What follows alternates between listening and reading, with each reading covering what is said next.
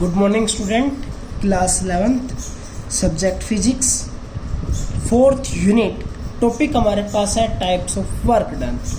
Work done हमारे पास 3 types का होता है। फर्स्ट है पॉजिटिव वर्क डन, सेकंड है नेगेटिव वर्क डन और थर्ड हमारे पास जीरो वर्क डन। तो आज हम पढ़ रहे हैं टाइप्स ऑफ वर्क डन, यानी कि किस केस के अंदर आपके पास पॉजिटिव वर्क डन होगा, कब आपके पास नेगेटिव वर्क डन होगा और कब आपके पास जीरो वर्क डन होगा। तो सबसे पहला पार्ट लेकर चलते हैं हम positive work done. Positive work done कब होगा? Work done is positive when angle between the force and displacement is equal. जब आपके पास वर्क डन पॉजिटिव होगा जब फोर्स और डिस्प्लेसमेंट के बीच में जो एंगल है वो 90 और 0 के बीच में लाई करेगा, तो वहां पर जो आपके पास वर्क डन होगा वो कैसा होगा? पॉजिटिव वर्क डन के इक्वल होगा। इसकी दूसरी डेफिनेशन क्या कह सकते हैं हम? If applied force displaces the object in the same direction as force, then the work done is called positive work done। यानी कि जब आपके पास applied force जो है वो उस ऑब्जेक्ट को डिस्प्लेस करे, जिस डायरेक्शन के अंदर हमने फोर्स अप्लाई किया उसी डायरेक्शन के अंदर, तो उस टाइम के ऊपर जो वर्क डन कहलाएगा वो भी कौन सा कहलाएगा? Positive work done.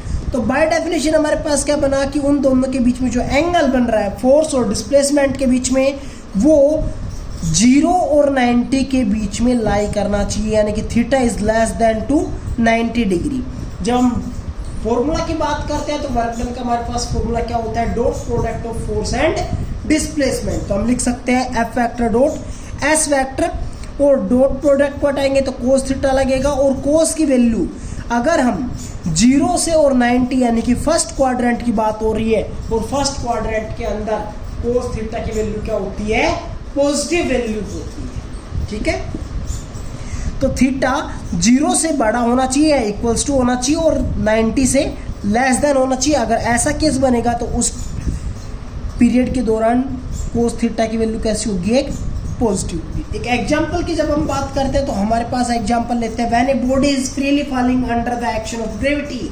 यानी कि अगर मान लीजिए ये पेंसिल है, अगर मैं इसको फ्रीली छोड़ता हूं तो ये ग्रेविटी यानी कि ग्रेविटेशनल फोर्स के कारण इसके अंदर ग्रेविटेशनल फोर्स किधर है? Towards the centre of earth. और ये बॉडी जो डिस्प्लेस कर रही है वो डिस्प्लेसमेंट भी किधर है? Towards the centre of earth. इसलिए इन दोनों के बीच में एंगल क्या बन गया? Theta that is equals to 0 और cos 0 that is equals to 1 होता है। तो यहां पर वर्क डन भी होगा वो किसके इक्वल होगा? That is also equals to 1। Second part हमारे पास है negative work done. Negative work done कब होगा?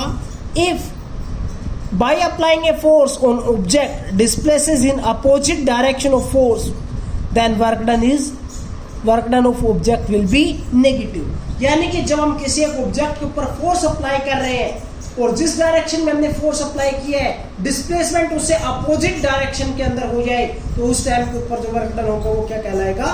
That is negative work done. तो अब मान लीजिए हमारे पास कोई एक ऑब्जेक्ट ये है, इसके ऊपर हमने इधर फोर्स लगाया और ऑब्जेक्ट डिस्प्लेस कर रहा है इधर, तो इस टाइम के ऊपर दोनों के बीच में एंगल कितना हो गया? That is equals to 180।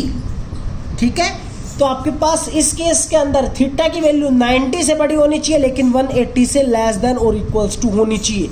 अगर इसके बीच में लाई करेगी तो उस टाइम पीरियड के अंदर कोस थीटा की वैल्यू कैसी होगी? एक नेगेटिव वैल्यू होगी। और जो कि हमने फोर्स और डिस्प्लेसमेंट का डॉट प्रोडक्ट करते हैं तो कोस थीटा हटता है, और कोस थीटा की वैल्यू क्या कह रहा है कि इस के बीच में लाई करेगी तो कैसी हो जाएगी? नेगेटिव हो जाएगी। सबसे इजी और एग्जाम्पल की बात करता हूं, तो मान लीजिए कोई भी एक व्हीकल चल रहा है रोड के ऊपर, जब हम ब्रेक्स अप्लाई करते हैं तो ब्रेक्स अप्लाई किया जाता है, तो ब्रेक्स का मतलब जो आपने अप्लाई किया है तो वहां पर जो फोर्स लगेगा वो बैकवर्ड डायरेक्शन के अंदर लगता है, पीछे की तरफ, उसकी स्पीड को रिड्यूस्ड करने के लिए किधर लगेगा? Back side. अब जो बॉडी है वो डिस्प्लेस किधर होती है? आगे की साइड। तो दोनों के बीच में कितने डिग्री का एंगल बन गया? 180 का बन गया। तो सबसे इजी एग्जांपल हो गया वहां पर ये आपका नेगेटिव वर्क डन का। थर्ड हमारे पास है जीरो वर्क डन। यानी कि जीरो वर्क डन कब होता है? When applied force is perpendicular to the direction of the displaced object, then work done will be positive. यानी कि जब हम किसी भी एक ऑब्जेक्ट, जैसे कि ये पेन है, पेंसिल है, और मैं इस नोटबुक के ऊपर फोर्स लगा रहा हूं परपेंडिकुलर डायरेक्शन के अंदर, क्या ये नोटबुक डिस्प्लेस हो पा रही है? नहीं हो पा रही। तो नोटबुक के जो डिस्प्लेसमेंट के अंदर और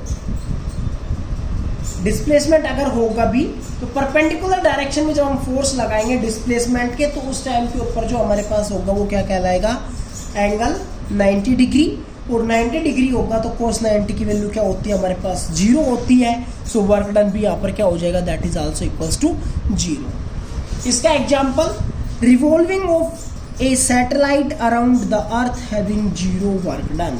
क्यों, क्योंकि ये हमने अर्थ ले ली, ठीक है, क्या है हमारे पास अर्थ, यहाँ पर एक सैटेलाइट है जो रिवॉल्व कर रहा है, तो ये इसके साथ कितने डिग्री का एंगल बना रहा है, यहाँ पर 90 डिग्री, ऐसे रिवॉल्व कर रहा है, तो कितने डिग्री का, 90। यहाँ पर होगा तब भी क्या बनाएगा, 90, क्योंकि रेडियस और आर्क जो होती है उसके बीच में कितने डिग्री का एंगल बनेगा, 90 डिग्री का एंगल ही होता है। Thank you.